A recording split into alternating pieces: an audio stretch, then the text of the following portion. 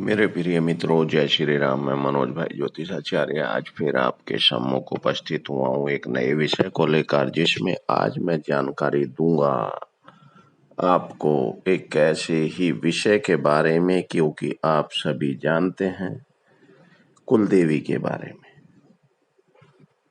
और कुल देवी के बारे में, कुल देवी की कृपा पाने के लिए आप सभी जानते हैं कुल देवी की कृपा का अर्थ होता है 100 सुनार की और 1 लोहार की। परंतु बहुत लोगों को अपनी कुल देवी का ही नहीं पता है, तो वो कैसे पता करें और कैसे पूजा करें, जिससे आप सभी जानते हैं। बहुत लोग आपने देखे होंगे, मैं उसकी देवी की पूजा करता हूँ, उस देवता की पूजा करता हूँ, परंतु मेरे को कोई फल नहीं मिल पा रहा। जब तक आप अपनी कुल देवी और कुल देवता की पूजा नहीं करेंगे, जब तक आपको किसी भी पूजा का पूर्ण रूप से फल नहीं मिलेगा।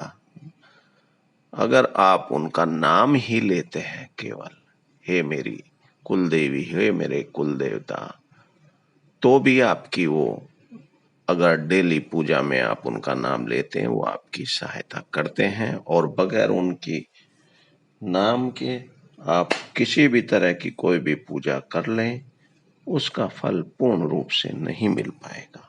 तो आज मैं इसी बारे में बताऊंगा, क्योंकि आपने देखा है कुछ लोगों के घर में परेशानी चली आ रही है, वो कुल देवी देवता को ही भूल गए। और कुछ लोगों को देवता का पता है परंतु कुल देवी का नहीं पता।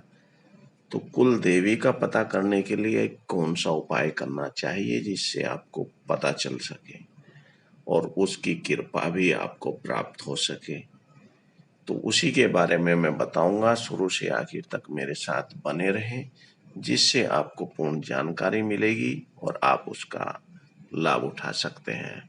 और जिन लोगों ने अभी तक चैनल को सब्सक्राइब नहीं किया, उनसे कहना चाहता हूं कि मेरे साथ बने रहने से, जुड़े रहने से आपको लाभ ही होगा।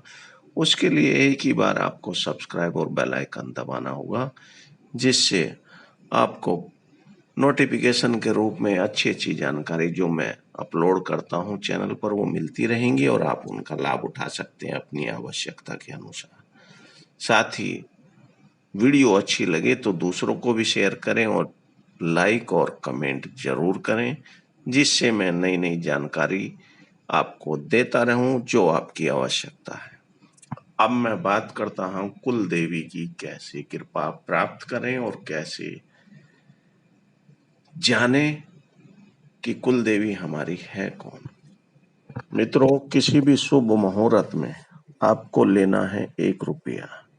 सुबह नहा धोकर पूजा पाठ आप जब करते हैं, उसी समय करनी होगी ये विकारी है आपको। तो आपको 1 रुपया लेना है, उसे गंगा जल में धो लें और अपने पूजा स्थान पर रखें। साथ ही उस पर एक सुपारी भी रखें और सुपारी के ऊपर एक मौली, यानी कि आप जानते हैं कलावा, उसको तोड़कर उनको अर्पित करें। और माता कुल देवी माता से आप प्रार्थना करें, हे माता, मैं आपको ये वस्त्र प्रदान कर रहा हूं, उसे आप ग्रहण करें। साथ ही आप उन पर जो आपने सुपारी रखी है, उस पर सिंदूर का तिलक भी करें और प्रार्थना करें अपनी कुल देवी की, हे माता, मैं ये श्रृंगार आपको अर्पित कर रहा हूं, इसे आप ग्रहण करें। उसके बाद आप एक घी का दीपक जलाएं और माता से प्रार्थना करें, हे कुल देवी, हे माता, मेरे से कोई गलती या भूल हो गई हो किसी भी तरह की, उसके लिए मूर्ख अज्ञानी मानते हुए मुझे क्षमा करें। साथ ही मेरी पूजा में आप स्थान ग्रहण करें और मेरे घर में वास करें और हमारे सभी संकटों की मुक्ति दें और मुझे दर्शन दें और मुझे मार्ग दिखाएं। उसके बाद आप उन्हें जहां आपने रुपया रखा था और वो जो रोलिया वो आपने सुपारी रखी है उसे वहीं ऐसे ही रखे रहने दें, क्योंकि अगर आपने मोली और सिंदूर चढ़ाकर रख दिया है तो उसका अर्थ ये होगा गौरी गणेश का रूप बन जाता है ये सुपारी।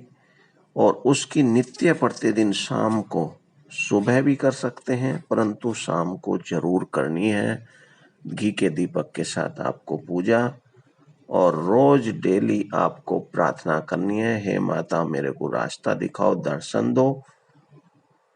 जैसे ही माता आपसे प्रसन्न होगी आपकी पूजा से, वैसे ही आपको वो चमत्कार दिखाएगी और आपको सपन में या किसी भी रूप में आपको जरूर आकर बताएगी, जिससे आपको क्लियर हो जाएगा कि मेरी देवी कुल माता कौन सी है। फिर आप उसको डेली प्रतिदिन जब तक नहीं आपको दर्शन देती वो ही पूजा करते रहें, उन्हें वहीं रहने दें। और निश्चित रूप से आपको जब आपकी आराधना पूर्ण हो जाएगी, माता प्रसन्न होकर आपको जरूर दर्शन देगी और आपको चाहे सपन में बताए चाहे प्रत्यक्ष रूप से आपको आभास कराए, होगा जरूर।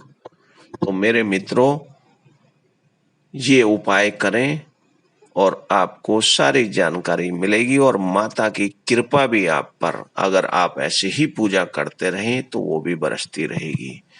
साथ ही जिन लोगों को पता है कि मेरी कुल देवी कौन सी है, नहीं गए वहां, पूजा नहीं कर पाए, तो आप एक नींबू लेकर जाना और अपने सर से 21 बार उतार कर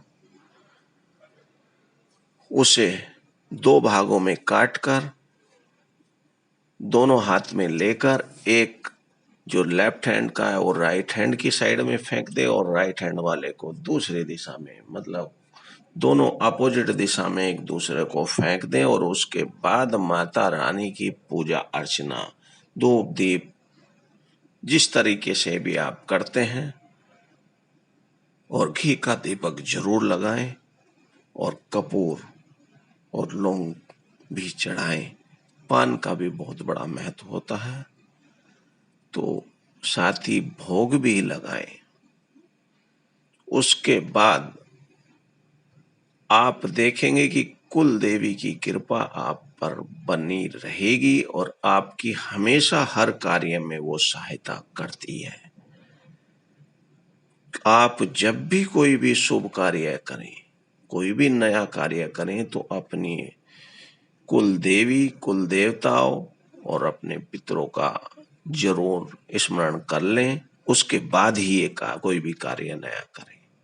तो मेरे मित्रों, दोस्तों, आप इन दोनों उपाय को अपनाएं और लाभ उठाएं।